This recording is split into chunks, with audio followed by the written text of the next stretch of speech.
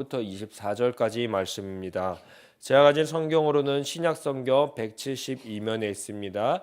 요한복음 14장 15절부터 24절까지 말씀 한 절 한 절 교독하시고 마지막 24절은 다 함께 합독하도록 하겠습니다. 너희가 나를 사랑하면 나의 계명을 지키리라.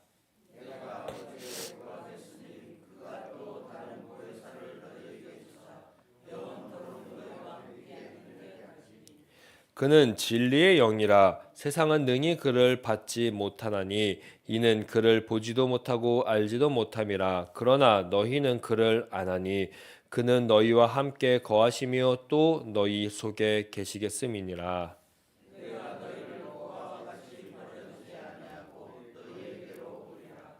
조금 있으면 세상은 다시 나를 보지 못할 것이로되 너희는 나를 보리니 이는 내가 살아있고 너희도 살아있겠음이라.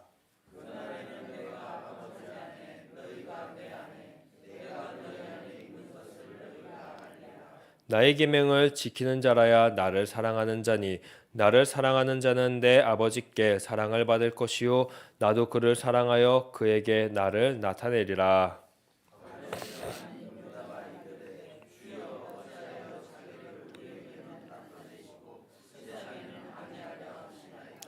예수께서 대답하여 이르시되 사람이 나를 사랑하면 내 말을 지키리니 내 아버지께서 그를 사랑하실 것이요 우리가 그에게 가서 거처를 그와 함께 하리라. 나를 사랑하지 아니하는 자는 내 말을 지키지 아니하나니 너희가 듣는 말은 내 말이 아니요 나를 보내신 아버지의 말씀이니라. 아멘. 우리가 찬송했던 것처럼 주의 영이 언제나 우리 사랑하는 시냇가의 셀나무교회 성도님들의 삶 가운데 함께하기를 간절히 축복합니다. 우리 사랑하는 성도님들, 우리 성도님들은 사랑을 어떻게 표현하십니까? 정말로 찐 사랑이라는 것을 하게 되면요, 사랑의 대상에게 말로만 사랑한다라고 말하지 않는 것 같습니다. 즉 말을 넘어서 행동을 하게 합니다. 예수님이 마치 우리들에게 하신 것처럼 말이죠. 요한복음에서 우리가 여태 보았던 것처럼 예수님은 우리를 사랑하셨기 때문에 희생하시고 늘 섬기시는 그 행동으로 우리에게 다가오셨습니다. 우리들의 삶으로 한번 예를 들어보겠습니다. 부모가 자녀를 사랑하기 때문에 힘든 일을요 마다하지 않는 것처럼 사랑은요 계속해서 말로 하는 것이 아니라 행동으로 표현하고 나타납니다. 15절의 말씀에도 그렇습니다. 예수님은 우리에게 너희가 나를 사랑하면 나의 계명을 지키는 것이다 라고 말씀하셨습니다. 이것처럼요 예수님이 말씀하신 사랑은요 감정에만 있는 것이 아닙니다. 감정에만 머무는 것이 아니라 바로 그분의 계명을 지키는 것이 사랑이라고 말씀하십니다. 예수님과 진정한 사랑의 관계성을 가졌는지 지금 내 삶이 내 삶에서 내가 예수님을 닮고 있는지에 대한 가장 확실한 척도가 무엇인 줄 아십니까? 그것은 바로 계명이 내 삶에 현재 묻어나고 있는가 아닌가를 확인하는 것입니다. 그러기에 사랑은 그분의 계명, 가르침을 믿고 순종을 통해 반응함으로 표현되는 것을 우리는 기억해야 합니다. 그래서 오늘 본문은 계속해서 강조하는 것 같습니다. 15절에도 보시면요. 사랑하면 지킨다라고 이야기하고요. 21절을 보시면요. 또 사랑하면 지킨다라고 이야기하고 23절을 보시면요. 사랑하면 지키리니라고 이야기하고 마지막 24절 이것도 지킨다라는 그 표현들을 해 나가고 있습니다. 이처럼 예수님은 사랑을요 입술의 고백이 아니라 삶의 열매로 현재 보고 계십니다. 지키는 것 어렵습니까? 쉽습니까? 저는 참 어렵다라고 생각을 합니다. 지키다 보면요, 살아가다 보면 우선순위가 바뀔 때도 있습니다. 까먹을 때도 있습니다. 소홀해질 때도 있습니다. 그런 상황이 오다가 결국은 지키는 것이 억지가 될 때가 있기도 합니다. 억지가 되면요, 내 삶에서 불편해지고요. 불편해지다 보면요, 짐이 되곤 합니다. 하지만 예수님이 계속 강조하는 계명의 지킴은요, 억지로 율법적 순종을 하라라는 것이 아닙니다. 네 번의 지킴의 행동이 다 무엇과 연결되어서 표현되는지 아십니까? 바로 사랑의 관계 속에서 자연스럽게 흘러나오는 기쁨의 순종이다라고 이야기를 합니다. 어떤 학자는요, 이러한 모습을 가지고 이렇게 표현을 했습니다. 이렇게 율법, 사랑하면 지키게 되는 이 모습은 그리스도인만 누릴 수 있는 축복이다라는 이러한 표현을 했습니다. 즉 그리스도인만 할 수 있는 축복의 순종이라는 것입니다. 그럼 이제 우리는 한번 우리 자신에게 물어보아야 합니다.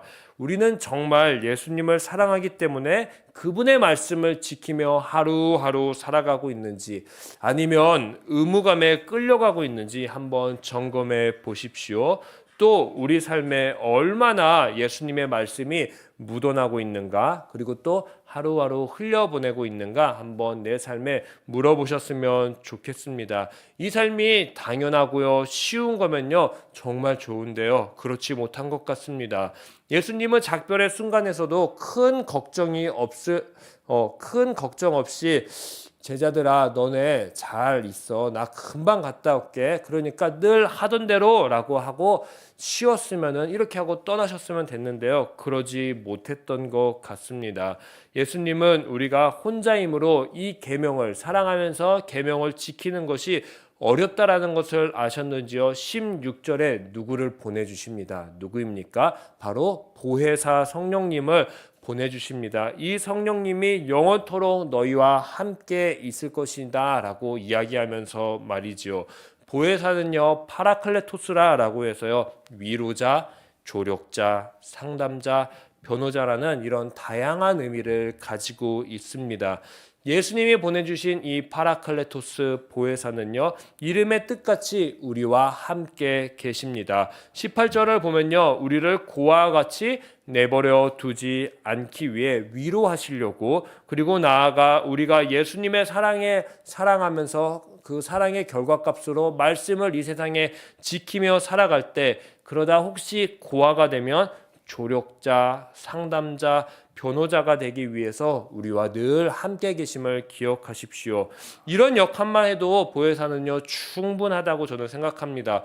그런데 예수님이 보혜사 성령님을 우리에게 보내주신 근본적인 이유가 또 있습니다. 우리가 아직 살펴보지 못했지만 다음 주에 보게 될 텐데, 요한복음 15장 26절에 보시면요, 이분을 뭐라고 표현하시는지 아십니까? 바로 보혜사는 진리의 성령이다라고 말을 하고 있습니다. 진리의 성령이라는 표현 어디서 많이 보았습니다. 진리, 누구에게 표현되는 말이죠? 즉 요한복음 14장 6절을 보시면 길과 진리, 생명 되시는 예수 그리스도에게 표현되는 단어입니다. 즉 보혜사가 우리에게 함께 있다라는 것은요, 언제나 어디서나 어떤 곳에 있든지 보혜사를 통해서 우리가 예수 그리스도를 생각할 수 있고 예수 그리스도를 붙잡고 살아갈 수 있게 계속해서 진리의 성령이 진리의 예수 그리스도를 기억나게 해주는 그러한 역할을 해줄 것이다 라는 것입니다. 그 역할이 왜 중요합니까? 바로 내가 어디에 있던 어떤 곳에 있던 예수 그리스도와 사랑의 관계임을 늘 기억하게 해주기 때문입니다. 이 진리를 깨닫게 하고 다시 말씀대로 살 힘을 보혜사 성령이 우리에게 주기 때문입니다. 우리는 이제 기억해야 합니다. 예수님이 보내주신 보혜사와 함께 있음을 말이죠. 그로 인해 우리는 고아처럼 버려진 존재가 아니라 하나님과 동행하는 그러한 하나님의 백성임을 꼭 깨달으십시오. 이제 우리는 할 수 있습니다. 우리와 함께 하시는 보혜사의 도우심을 구하며 말씀에 순종하며 예수님을 사랑하는 삶을 말이죠.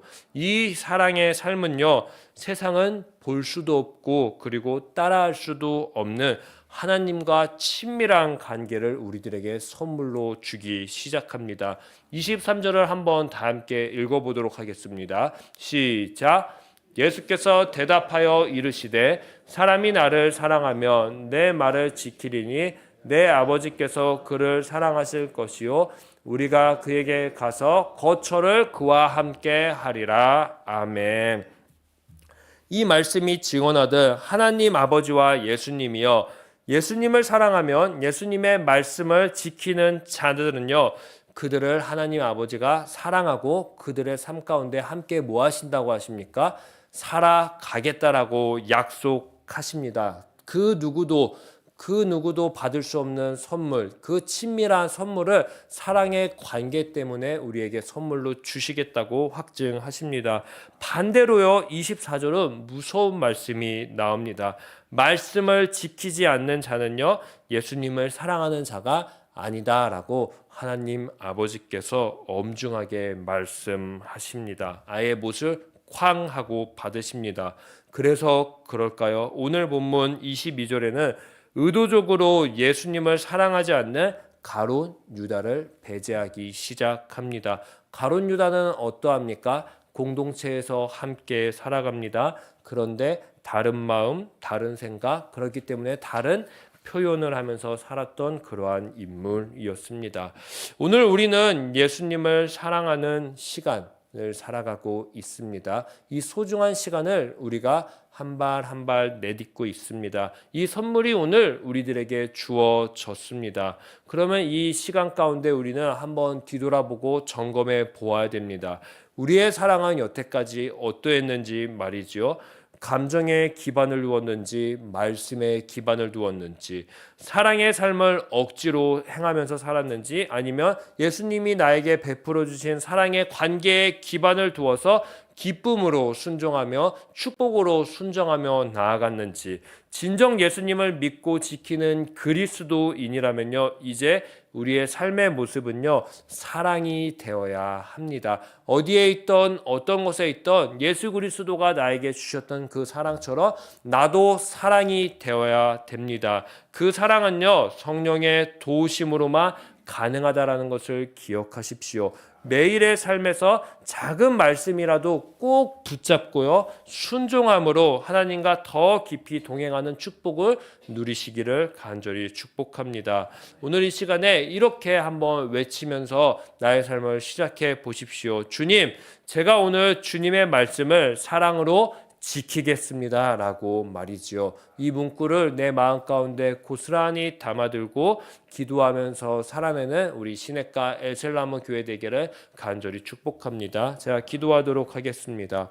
주님, 오늘 주님께서 사랑의 시간을 주셨습니다.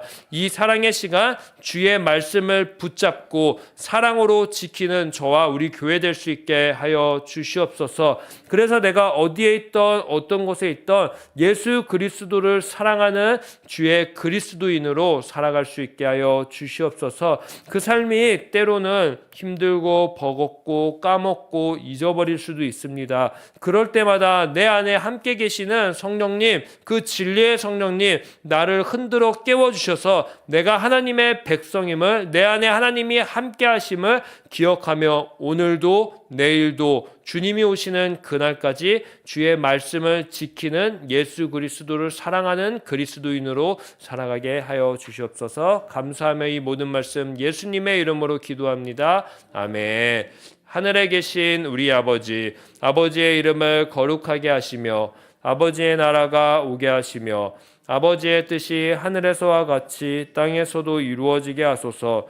오늘 우리에게 일용할 양식을 주시고 우리가 우리에게 잘못한 사람을 용서하여 준 것 같이 우리 죄를 용서하여 주시고 우리를 시험에 빠지지 않게 하시고 악에서 구하소서. 나라와 권능과 영광이 영원히 아버지의 것입니다. 아멘.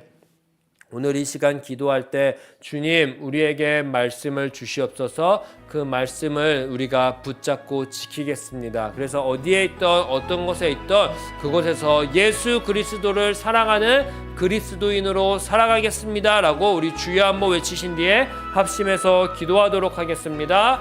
주여, 사랑과 은혜가 많으신 주님, 주님 오늘도 주님을 사랑한다고 우리는 고백합니다. 주님을 사랑하기 때문에 이 자리에 왔습니다. 주님, 우리 정말로 주님을 사랑할 수 있게 하여 주시옵소서.